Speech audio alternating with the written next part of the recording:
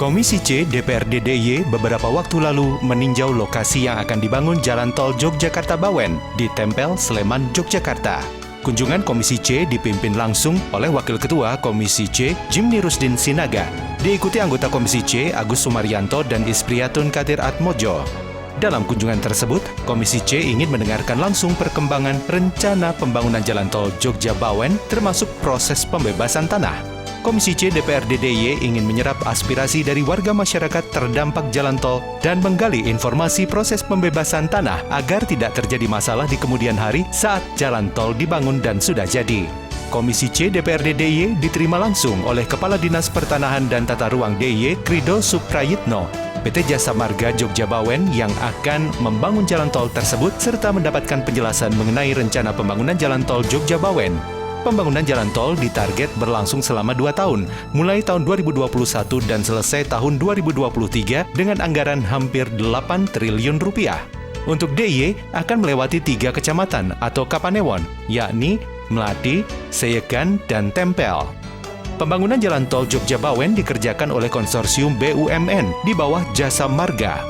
Berikut saat Komisi C DPRD DIY menyerap aspirasi dan mendengarkan penjelasan soal pembangunan jalan tol. Alhamdulillah, jadi kami ini dari Komisi C Provinsi, jadi saya juga sangat senang Pak Krido karena masalah tol Jogja-Bawen, tol Jogja-Solo, tol Jogja-Wates, kami hanya dengar-dengar gitu. Ya, padahal namanya pembangunan itu kan di bidang Komisi C. Sebelum saya sampaikan beberapa hal tujuan kami dalam rangka kunjungan pelaksanaan pembangunan tol Jogja-Bawen ini, pertama saya kenalkan dulu ini dari Komisi C ada, harusnya kemarin semua pengen hadir karena ngerti Pak Krido yang mau Pak Agus ini di Komisi C dari fraksi Golkar, ini dari PDI. Jadi puji syukur pagi ini bisa kita berkumpul di Tempel, di ini gedungnya kalau tadi katanya baru cagar budaya ya, dapat bantuan. Sebetulnya ini kalau menyangkut masalah cagar budaya, menyangkut keistimewaan, tinggal matur sama Pak Krido. Jadi kemarin saya ada nonton slide masalah penggunaan dana Pak Krido, karena saya untuk tahun ini rencana saya untuk mendorong masalah lingkungan hidup, pengelolaan sampah R3R. Jadi gimana supaya piungan itu tidak terlalu diandalkan. Jadi yang inti tujuan kami di sini ya, pertama silaturahmi, kedua kami dari Komisi C pengen ya kira-kira pembangunan tol ini Jogja-Bawen ini, karena katanya gerbangnya di Tempel. Nah, tadi Pak Penewan udah cerita karena ini udah lama proses, karena kami Komisi C ini pengen tahu ya, karena kira-kira masih ada kendala nggak?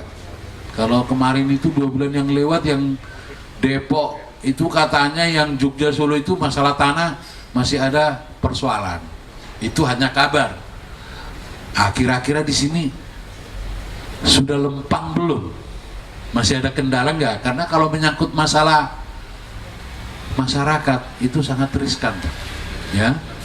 Bahkan kemarin kami selama COVID ini kan sering kunjungan ke perbatasan Pak Penawen. Nah, di sana Pak Camat sana juga ngotot masalah tambang liar-liar itu loh. Sebetulnya bukan tambang liar, tapi jalur ngambil izinnya Jogja, tapi lewatnya Jawa Tengah. Bosana nggak terima ini. Ya tapi karena situasi COVID ya pura-pura kita ya tampung lah Pak, saya bilang gitu. bahkan alatnya katanya diangkati. Nah, supaya jangan terjadi seperti ini, supaya pembangunan ini, karena ini kan program pemerintah untuk meningkatkan kesejahteraan masyarakat di sekitar tol itu, bahkan di provinsi itu maupun di kabupaten itu, karena tujuan tol ini kan baik, ya. Jadi dulunya kita ke Semarang sekian jam, besok mungkin 1 jam, mungkin nggak sampai 1 jam bisa tuntas kan gitu. Jadi kami yang pokok itu nanti mungkin teman-teman ada yang nambahkan, Pak Agus sama Pak Kadir. Jadi kalau saya sebagai pimpinan Komisi C, pertama terima kasih kepada Pak Kepala Pertanahan dan Tata Ruang, begitu juga kepada Saker maupun PU, ya. Karena kalau kita membahas tol ini di komisi nggak pernah, jujur, ya. Cuman kabar-kabar, karena ini memang wewenang pusat ya, no. Nah, jadi ya minimal kami juga harus tahu. Ya kalau baik sih nggak masalah, ya. Tapi kalau masih ada kendala, permasalahan, ya perlu Komisi C, mungkin DPR provinsi harus tahu kan gitu. Tapi selama ada kabar ini kami nggak ada dengar kendala.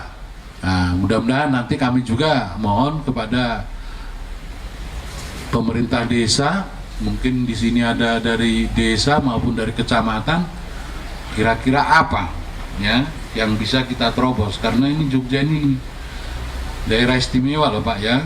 Jadi tadi kami diskusi di jalan, saya ini orang Sumatera ya, nggak hati-hati di Jogja bahaya. Nanti Pak Krido, oh, dasar kudu wong Jowo kan gitu. Nah ini saya hindarkan. Jadi gimana baiknya tol ini bisa berjalan dengan baik tanpa gejolak di masyarakat.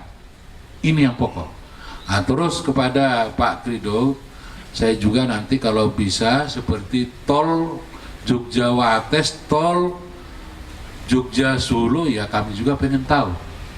Syukur kami ya seperti ini dipaparkan lah, ya. Karena semua sekarang masalah tol ini sangat menarik, ya. Ya. Jadi ini dengan kondisi Covid tapi tol tetap jalan, ya. Kan hebat. Inilah hebatnya Pak Jokowi. Bukan karena saya orang PDI. Masa keadaan makan aja susah kok tol kan gitu. Kan mesti ada masyarakat yang bilang gitu. Tapi kita karena ini program jangka panjang. Jadi silahkan nanti dari Bapak dari kecamatan, dari desa, silahkan. Kami juga ya bisa menampung. Nanti kita diskusikan supaya ini tidak jadi permasalahan. Karena selama ini di mana-mana mesti ada masalah. Nah, syukur karena kita ini dilindungi oleh Pak Sultan, Pak Gubernur, semua amin ya toh, lancar.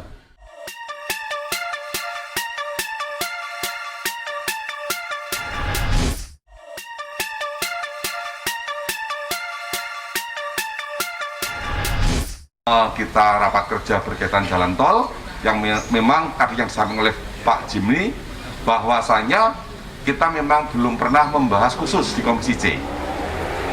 Sekaligus nanti mohon izin Pak Jimli, Bang Jimli, nanti apabila berkenan setelah kita dialog, nanti kita mohon izin Pak Kadir, kita kunjungan lapangan.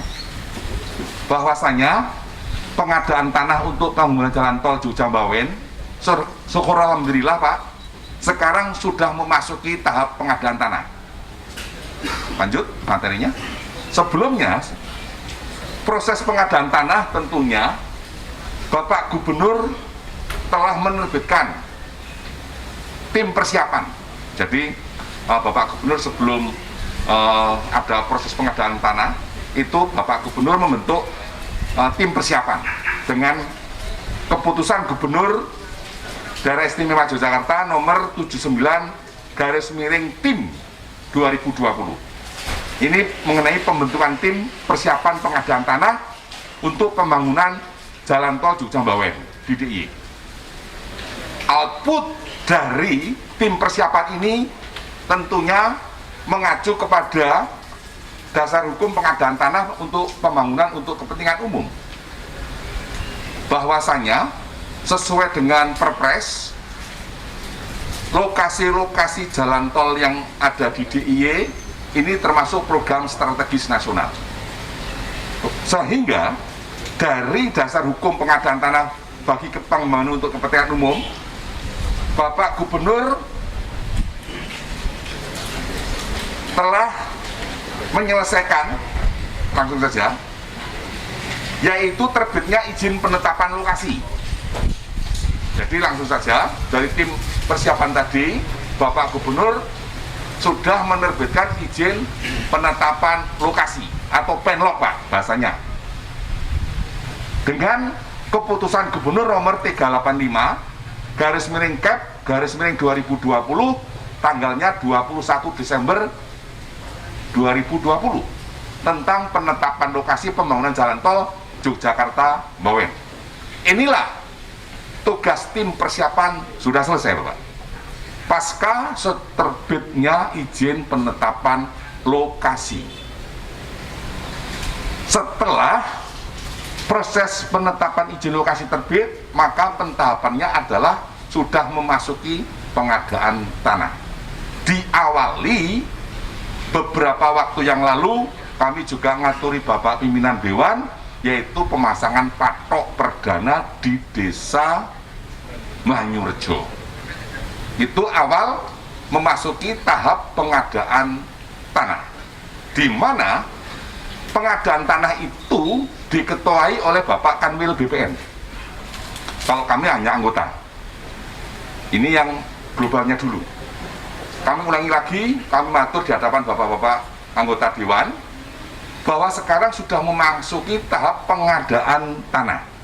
Untuk tim persiapan sudah selesai dengan terbitnya izin penetapan lokasi. Ya, lanjut.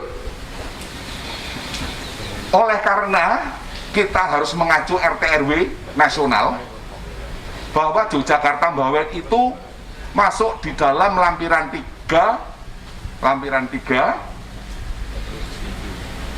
Peraturan Pemerintah Republik Indonesia nomor 13 tahun 2017 tentang perubahan atas Peraturan Pemerintah nomor 25 tentang Rencana Tata Ruang Nasional, bahwa Yogyakarta-Bawen itu sudah diatur. Lanjut. Ya, untuk langsung saja di situ, lokasi jalan tol yang ada di Yogyakarta-Bawen di Kabupaten Sleman itu terdiri dari Kapanewon Tempel, Kapanewon Sayegan, dan Kapanewon Lati. Untuk hari ini kita bersama-sama sowan Pak Penewu, ya Pak Penewu, ditempel bahwa wilayah beliau di sini meliputi Desa Banyurejo, Tambakrejo, dan Sumberrejo. Yang mana Banyurejo itu ada 8 pedukuhan, Tambakrejo ada 4, Pak Lurah Tambak Rawu ya? Oh Mas Agus ya? Atau siapa? OTW. Sumberrejo 1, itu yang di wilayah Tempel. Sedangkan di wilayah Sayegan, Margo Katon, Margo Dadi, Margo Mulyo. Margo Katon itu 6 pedukuhan, Margo Dadi 3, Margo Mulyo 1, dan terakhir Kapanewon Lati, yaitu Desa Tirtowadi 5 pedukuhan. Dengan panjang di wilayah DIY, karena Yogyakarta-Bawen itu ada wilayah DIY dan wilayah Jateng. Di wilayah DIY itu kurang lebih 7,65 km main road dan 1,2 km untuk exit. Ini yang masuk di wilayah DIY.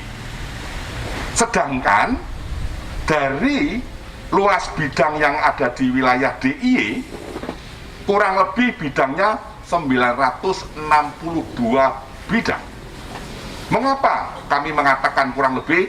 Karena setelah nanti akan dilaporkan oleh Pak Satker dan Bu Umi, setelah tim pengadaan tanah itu sudah berjalan, yaitu diawali pemasangan patok, nanti akan ditindaklanjuti pengukuran peta bidang.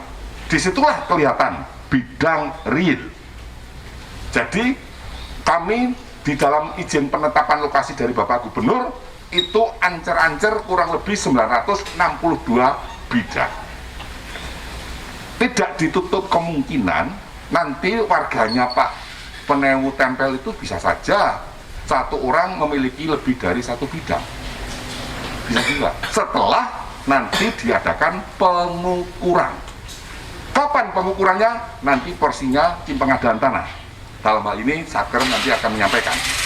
Kemudian untuk luas di wilayah DIY itu kurang lebih 49,62 hektar. Lanjut. Kita langsung di seksi 2. Ya, jadi seksi 2 yang wilayah DIY, Banyurejo dan ini kita tidak di situ ya Pak ya. Seksi 1 semua ya Pak ya. Ya, seksi 1 semua ya, simpang susunnya Banyurejo. Mohon izin Pak. Mohon duko nyadong duko. Memang namanya simpang susun Banyurejo Pak. Monggo ini nang wilayah Jawa Tengah. Kami memang membahas strategi demikian. Jadi yang simpang susunnya itu Pak, itu besok itu di wilayah Jawa Tengah Pak. Nang kuno kuwi Lore Tambakrejo. Tapi kita namakan, minta izin sama beliau-beliau itu, namanya simpang susun Banyurejo. Sehingga besok ketika tol dilewati, maksudnya simpang susun Banyurejo, padahal itu wilayahnya Jawa Tengah.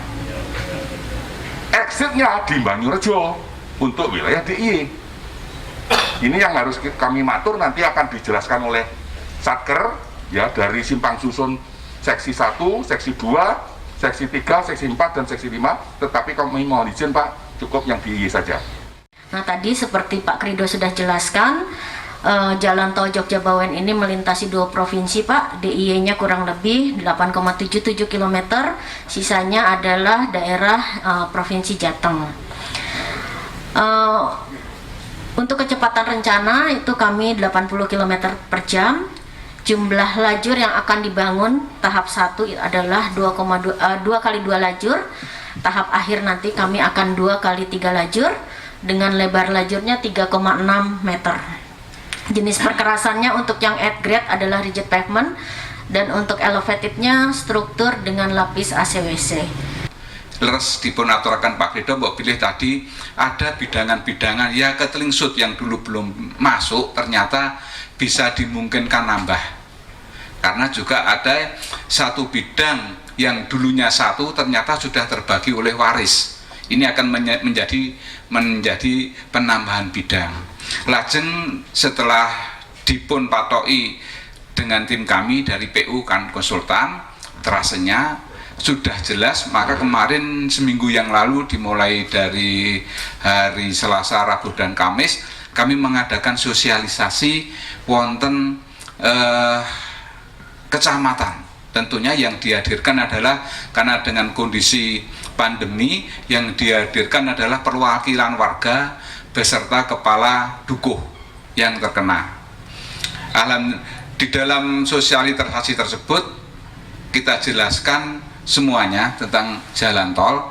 Lajeng yang paling baku adalah para pemilik meniko, para pemilik tanah yang terkena jalan tol harus memasang patok bidang, di lahan masing-masing, dan mereka mempunyai suatu kesanggupan dari para dukuh dan para perwakilan. Dia minta waktu proses ya 1 minggu, maksimal 2 minggu lah, tapi 1 minggu dia bisa menyelesaikan. Alhamdulillah pada hari ini adalah masih proses pematokan bidang oleh masing-masing warga yang dipun pimpin oleh para dukuh. Ini insya Allah akan kami segera tindak lanjuti, nanti akan kami sowan ke Pak Lurah sudah seberapa persen atas pematokan bidang. Karena setelah pematokan bidang ini kami akan bersurat kepada pelaksana pengadaan tanahnya menika Bapak Kepala Kanwil, bahwa setelah dipasang patok bidang, dari Kanwil akan menurunkan tim Satgas A dan Satgas B untuk Satgas A mengukur ukuran bidang tanah. Nah, disinilah setelah dipatok oleh BPN, diukur oleh BPN, akan terlihat bidangan-bidangan. Baik bidangan itu bisa bertambah atau mungkin juga berkurang. Namun demikian saya untuk berkurang mungkin tidak mungkin, jadi dimungkinkan lebih penambahan, tapi setelah diukur oleh BPN yang akan direncanakan paling tidak sekitar minggu depan insya Allah, setelah kesiapan daripada para warga untuk memasang patok bidang.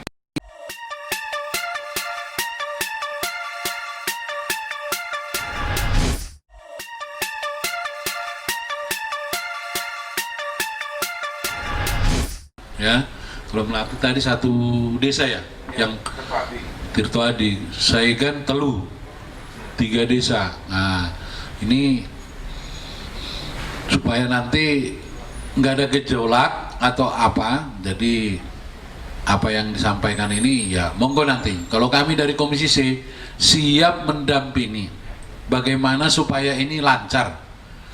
Syukur ya nggak bisa ditawar ya Bu ya, lebih cepat gitu loh. Jadi kami masih kurang lebih 3,5 tahun. Oh berarti masih bisa menikmati 1,5 ya, 1,5 tahun.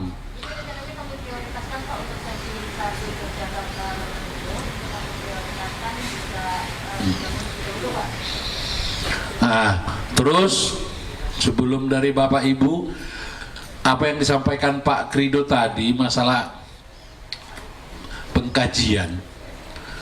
Kalau kemarin Pak Krido itu saya bilang, tolong Pak, supaya tol itu nanti mantap, indah, menarik, bermanfaat, Pok kita coba buat anggaran dari APBD. Nah tadi Pak Krido malah hanya exit untuk Banyurejo. Nah, kemarin itu harapan saya Jogja Solo, Jogja Cilacap, Jogja Bawen. Nah, kami dari Komisi C ya sebetulnya Pak Krido bingung kok itu ya, ngopo ya dipatok aja belum kok dadak ngajukan anggaran. Bahkan mungkin siapa dari Bapeda ini? Ada yang hadir dari Bapeda? Nah, ini jadi tanda tanya di Bapeda kemarin.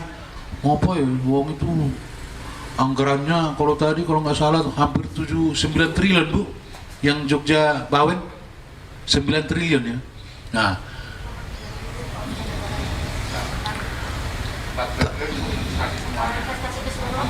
jadi gitu ya, 14. Tanah Tok Jogja 1 triliun. Jogja Tok ya, nggak sampai sana itu. Nah, jadi kami juga Bu, sama Bapak yang saya hormati, begitu juga Pak Kepala Desa sama Pak Penewan Kecamatan Tempel, kami berjuang. Ini Mas Agus ini kemarin, karena dia Tempel ini kan dapil dia ini. Bang, Bu dia juga pengkajiannya gimana supaya nanti gini. Oke, Pak Krido waktu itu, waduh sesok wae nek wis dadi. Ah kalau udah jadi kan repot. Ya, jadi ini nanti pengkajian ini supaya disambung dengan mungkin sakernya, ya toh. Nah, jadi nggak tahu berapa yang dia juga Pak Krido itu. Kalau saya kemarin saya minta 1,5 M, sisan saya bilang gitu. Nah, kalau cuman ini nggak tahu nanti. Tapi 2021 itu terlaksana ya Pak ya? Nah, yang exit itu ya. Nah, jadi itu dari kami. Jadi diam-diam juga Komisi C, walaupun tidak pernah seperti ini dilibatkan Pak Krido, ya kami ya mikir ya supaya betul-betul tol ini bermanfaat ya 1000% untuk kesejahteraan masyarakat. Pasti itu. Wong Solo Kartosuro ke Semarang aja manfaatnya banyak loh Pak Krido kemarin. Biasanya sekian jam, kemarin bisa pulang balik cepat ya Pak Asbus. Nah, jadi kalau misalnya besok Jogja Bawen, Jogja Solo, Jogja Cilacap jadi wah mantap.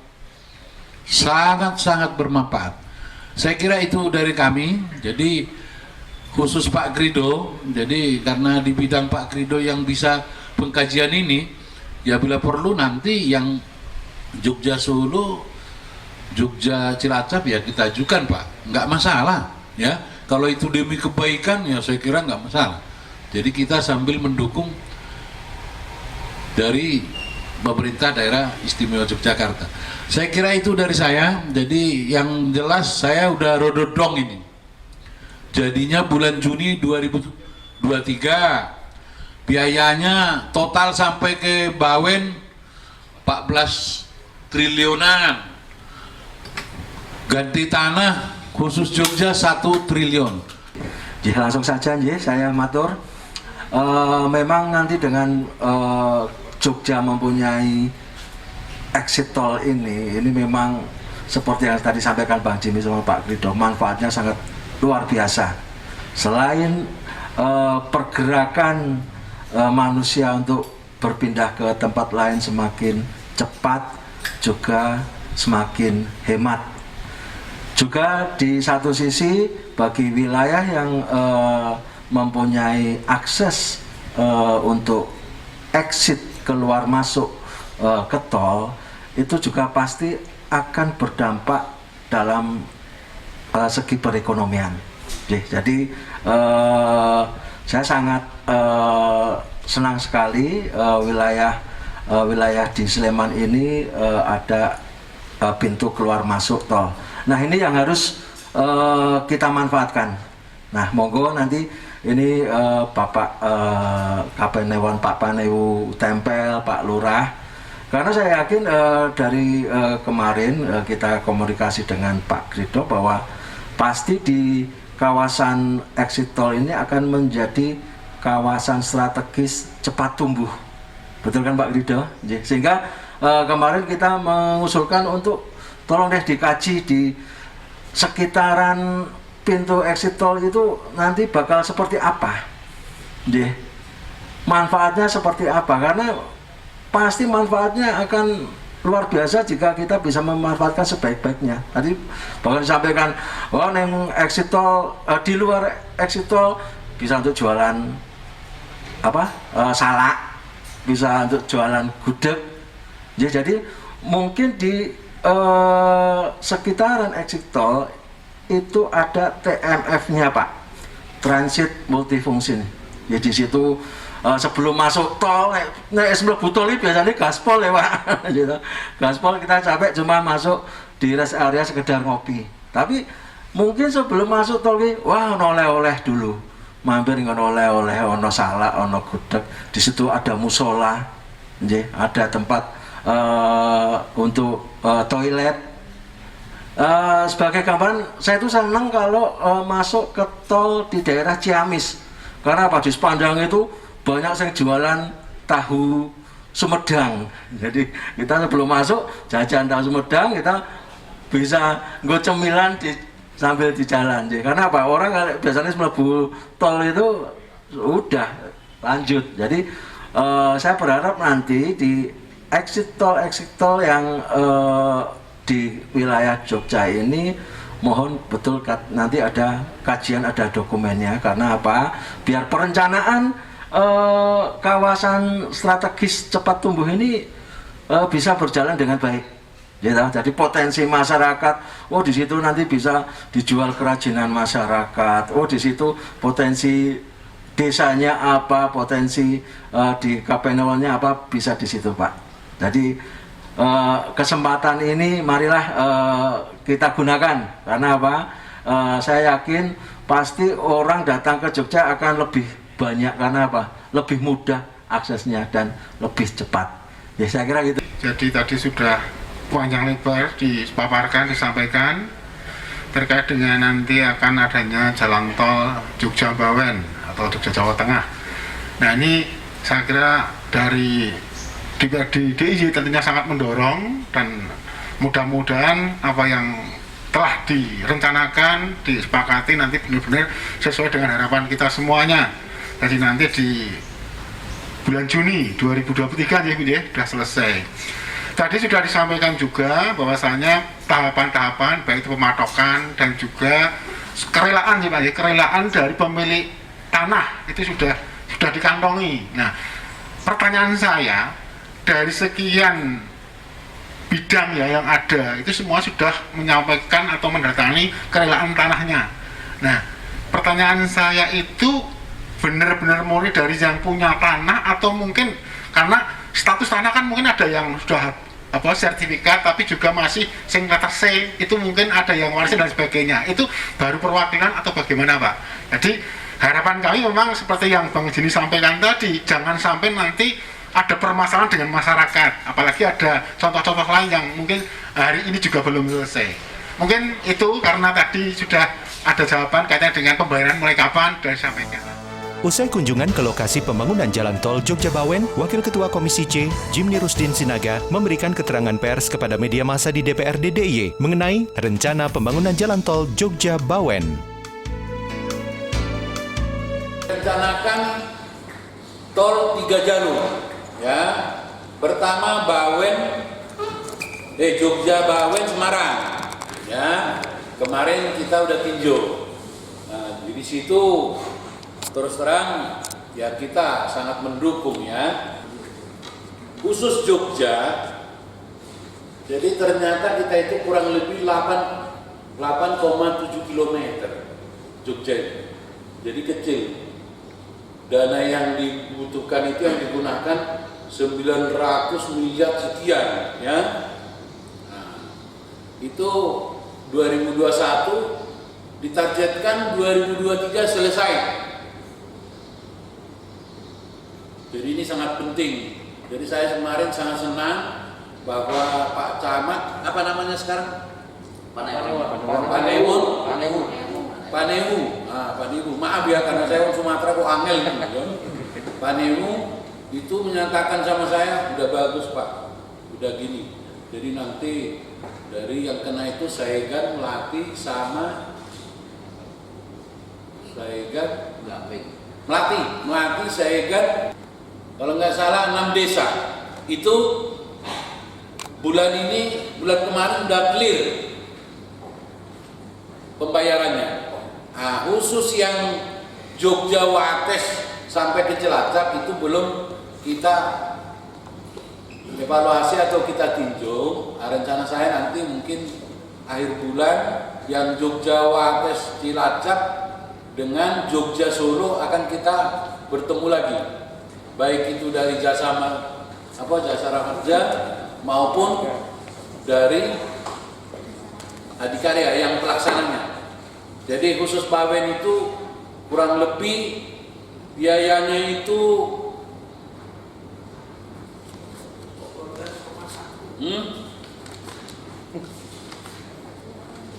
jadi Jogja yang kena tol itu 8,77 kilometer ya. Terus biayanya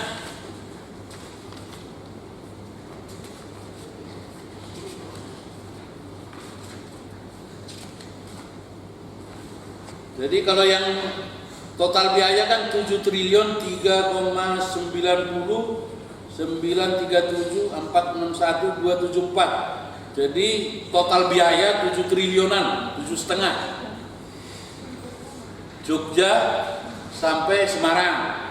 Ya, kalau Jogja itu hanya 933 miliar lebih. Ya, dengan panjang tadi 8,77. Jadi kita ini sedikit kok sampai ketempelin. Ya.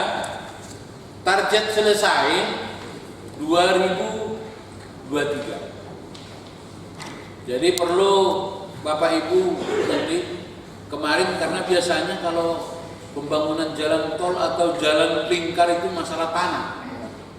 Jadi kemarin tanah no problem, lancar. Bahkan saya pesani kepada Pak Camat sama Pak Lurah, kalau ada apa-apa Pak, tolong kami daripada besok ribut sampai ada yang nanam pisang tuh. Nah ini kita hindari. Jadi alhamdulillah untuk tahap pertama Jogja Bawen beres. Terus selesai 2023. Berarti 2 tahun ya. Nah, saya juga wah kok lama toh Pak. Saya kira 22 ya. Jadi naik ke Semarang itu dekat gitu loh ya, apalagi situasi Covid seperti ini. Ya, tapi kita masih terima kasih lah. ternyata walaupun kondisi COVID, APBN masih bisa mendukung gitu. Jadi manfaatnya ya, di samping kita cepat dan ini. Jadi nanti ada 3 titik exit, ya. Jadi terus terang exitnya ini kemarin saya sebagai pimpinan Komisi C, karena ini kan yang bermanfaat kepada masyarakat. Jadi nanti bisa buka rumah makan, kuliner, pom bensin, jual bensin atau apa itu. Jadi nanti khusus Jogja Bawen, Semarang, Jogja dapat exitnya ada 2. Nah, itu terletak ditempel sama Saegan. Karena ini nanti tol ini kan berhubungan semua ya. Yang ke arah Wates Cilacap, Jogja Bawen, Jogja Solo nanti ada. Jadi kalau bisa, jadi exitnya itu saya usulkan kemarin ditambahi. Jadi sebelum berangkat ke Semarang, ke Solo, biar mubeng-mubeng dulu ada rest area, ya. Jadi disitulah nanti untuk warga sekitar bisa buka usaha. Itu udah pasti itu kemarin, karena saya jadi mikir. Jadi di luar anggaran tadi kan tol diakomodir dari pusat, ya kita untuk pengkajian exitnya itu dari kita gitu.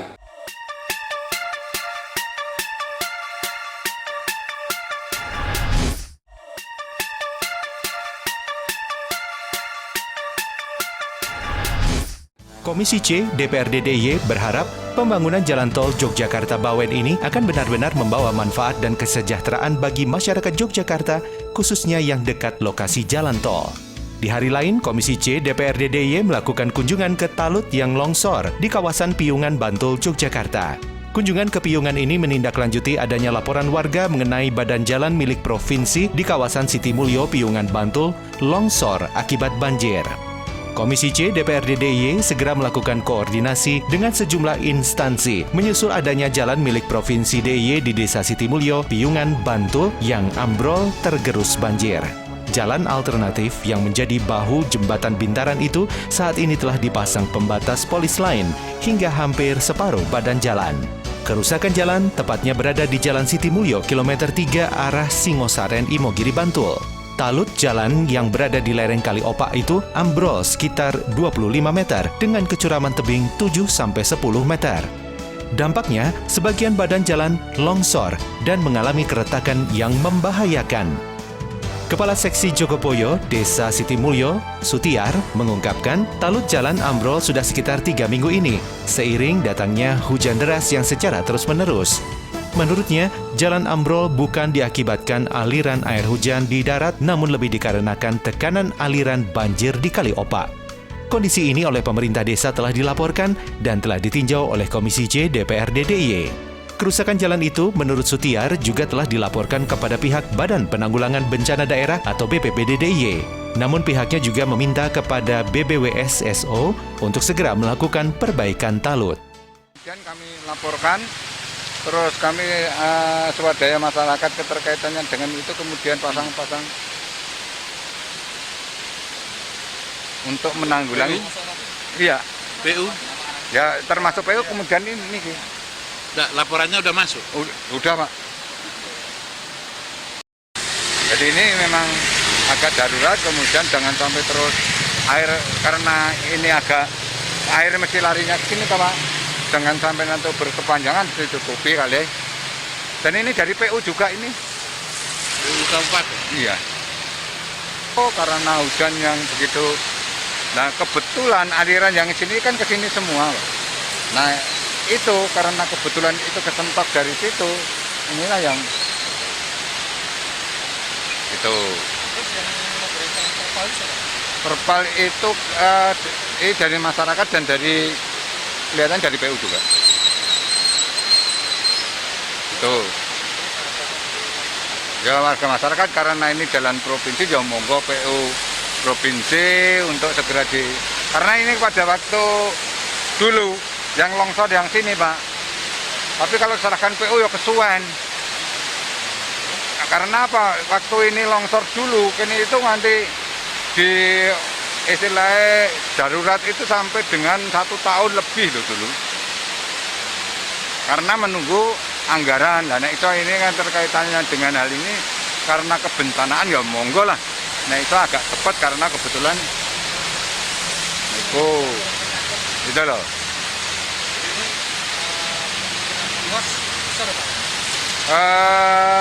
Kalau berdasarkan perkiraan cuaca dan menurut BPBD itu kan dimungkinkan hujan masih lebat.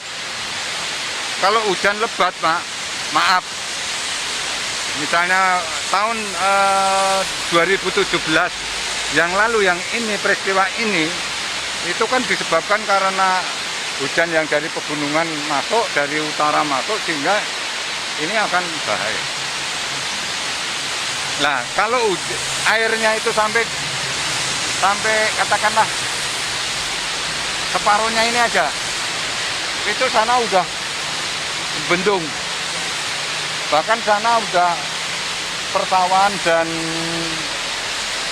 kampung udah ada banyak yang tenggelam. Nah, kalau kita melihat dari perkiraan BPBD memberikan cerita istilah warming untuk keterkaitan dengan itu naik hujan deras memang ya mudah-mudahan aja antara hujan yang terjadi di lereng hulu sana tidak bersamaan dengan yang hilir. Tapi kalau hujan yang hulu bersamaan dengan hilir, maaf, itu bisa kacau. Karena apa? Karena yang hulu itu sini kan langsung dengan Kali Gendol dan Kali Opak dan Kali Kuning, sehingga kan unsur laharnya akan sangat tinggi. Kali Kuning itu pertempurannya di sini, gitu loh. Opak Gendol kan di sebelum Prambanan kan. Nah kalau hulunya itu hujan hulu dengan hilir itu bersamaan, ya maaf, misalnya seperti tahun 2017 waktu sini longsor, itu sebenarnya hulu nggak hujan, tetapi hilir yang hujan.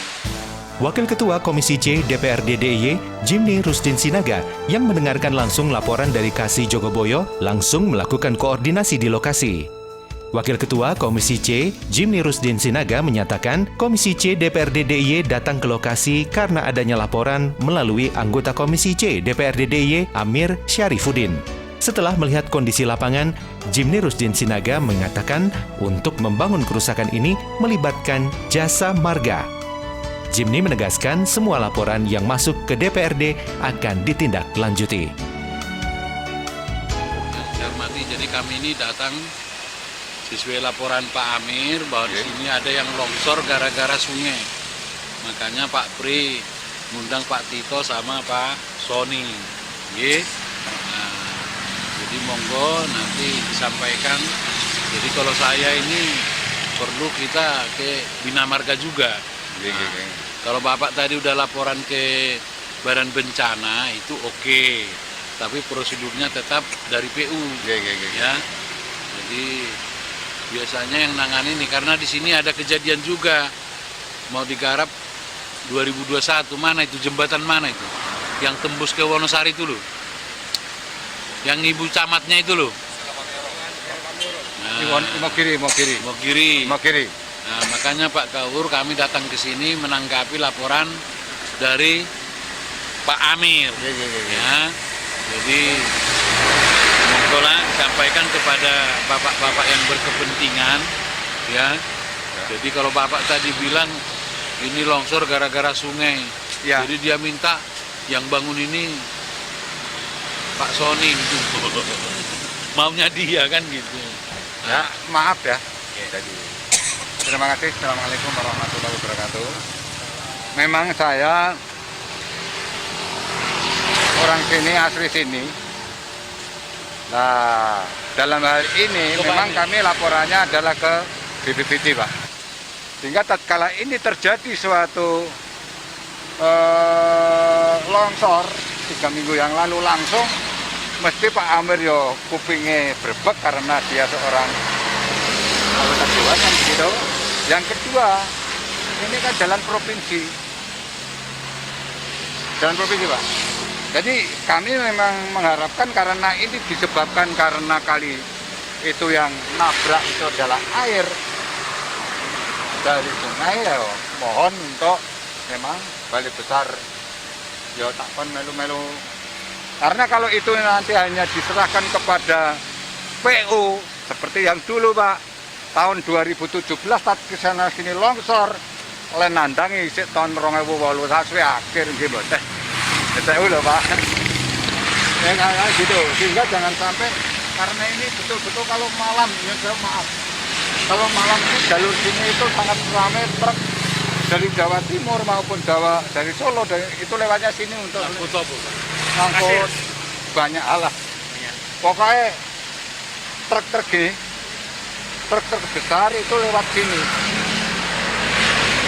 Dari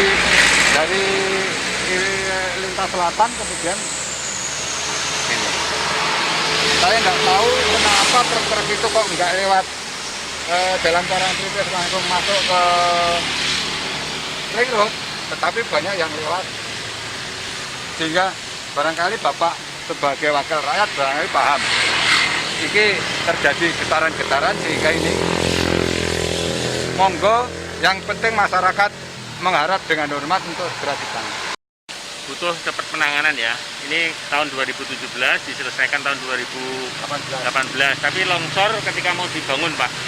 Saat itu longsor dianggarkan, kami belum di Ini jalan ini untuk pembuangan truk ke TPST. Ada kawasan industri Piungan, ada pabrik itu karyawannya sekitar 2.500. Ada PT ASA dan sebagainya, termasuk yang disampaikan oleh Pak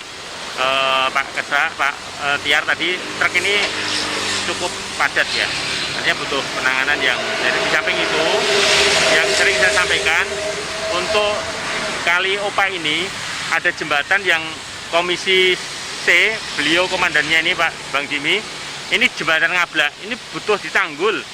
Kita melihat ini karena apa? Longsor ini kan karena airnya pasirnya tidak tertahan, jadi tambah masalah lagi. Jembatan ngablak itu penting ditangani. Tapi tahun 2010 ketika erupsi Merapi sampai sekarang belum ada tindak lanjut. Demikian. Itu mana tuh?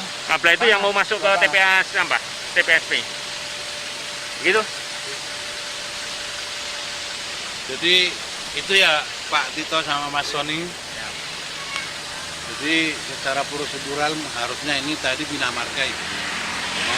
Ini kan jalan provinsi. Yang diharapkan Pak Kaur pembangunan ini tadi ini rusak gara-gara kali. Iya. Itu judulnya tadi. Makanya ya oke itu Pak, itu masukan untuk kami sama Pak Tito. Kalau Pak Tito ini kan kepala SDA provinsi. Ya. Mas Son ini bentar dari Balai Besar.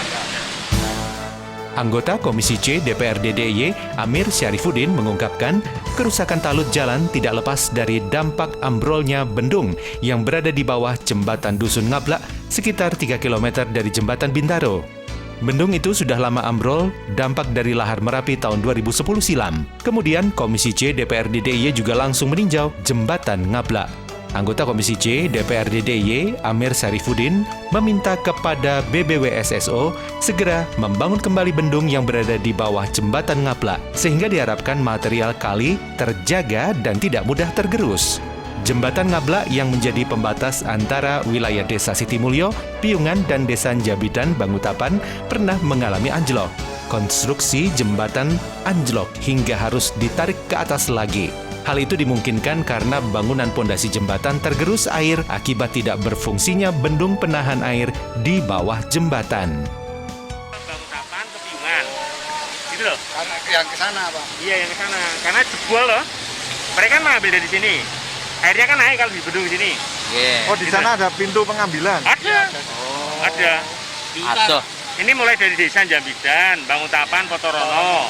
Terus ini Sitimulyo, Kleret, Bauran, Bos. Bauran, Kandang Jaran. Kandang Jaran, iya. Iya.